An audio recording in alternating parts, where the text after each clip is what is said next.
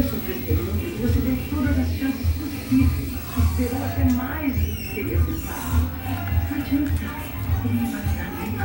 Ele vai acabar. Ai, poeta santo. Agora até mesmo, você não tem mais espaço, tadinha.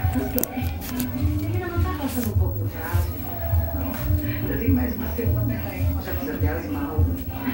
Aliás, você acredita que o Lourenço pediu pra ficar no hospital comigo? Pediu?